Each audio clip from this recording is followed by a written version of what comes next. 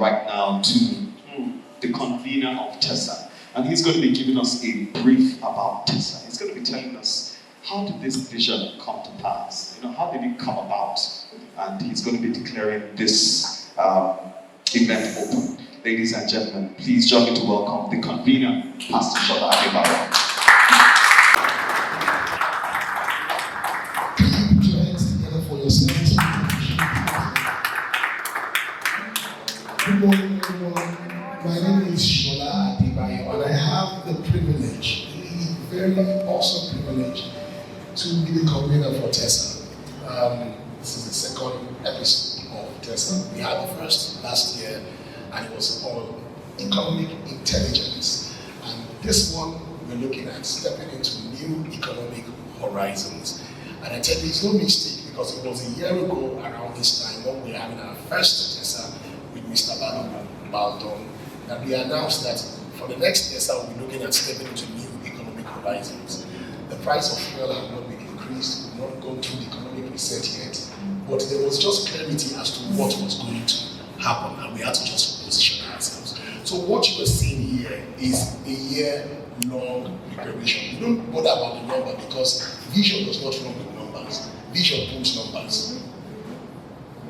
Okay, the preacher wants to just imagine. I have to tell the preacher to calm down. Vision does not run with, it pulls the people afterwards. So we count it a privilege to host you, that you are here to hear these things, because these precious things you will hear will separate you from the crowd in the days to come. TESA is born out of, one, the need to provide solutions.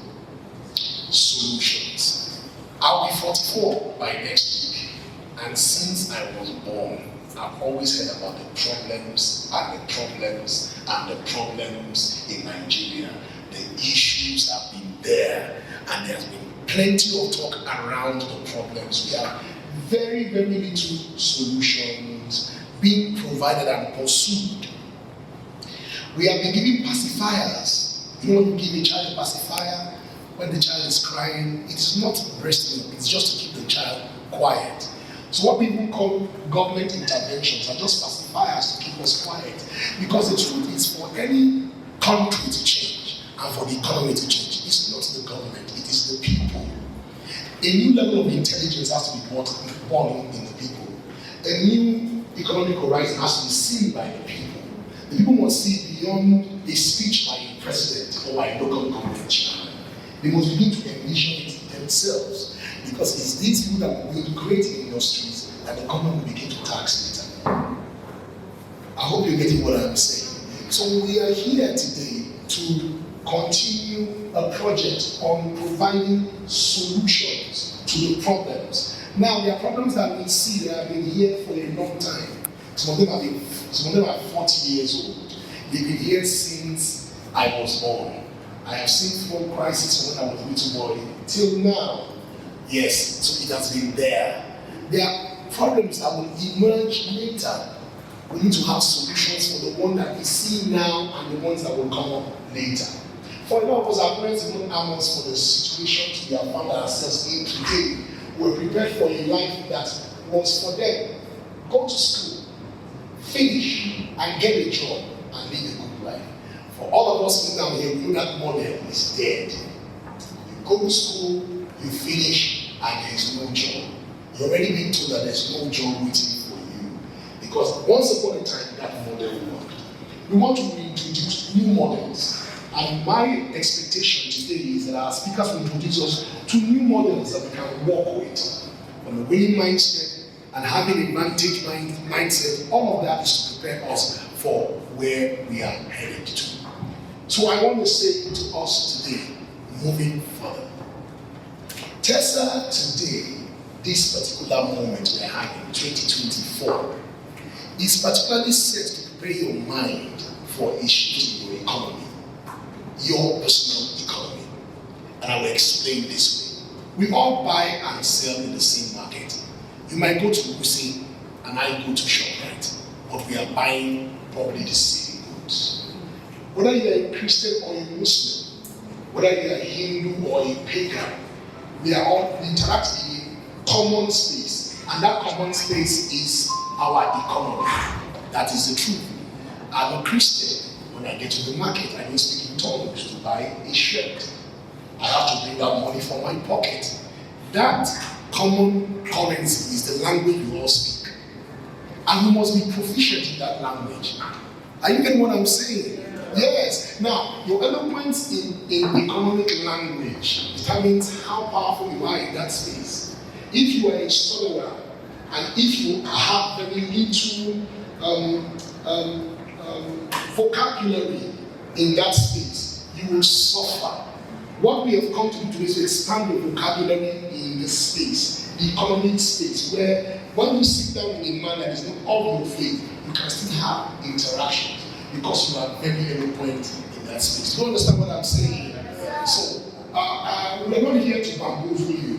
It is not supposed to be just tantalizing your mind. It is impartation that will change you, that will bring you into a new reality. So we encourage our guests, our amazing speakers, to make sure that they don't just throw words at you, but they really bring you to a space where you can never, ever lose your mind from trying to get my words right.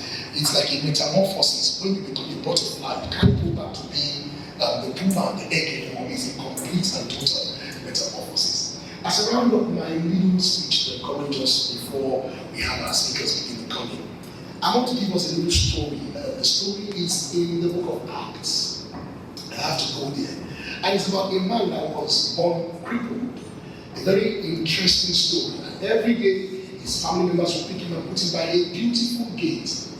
And as people come into the temple, they will give him alms, what we call handouts. My analogy of that miracle today is not the miracle. I want to show you something from that story that you might not have seen if you know the story. And if you don't know the story, you will learn something from the story today. There are people in your life that all they can do for you is to put you in a place where you can beg for handouts. That is not TESA. TESA is not set to put you in a place where you come and receive handouts, where you receive a token.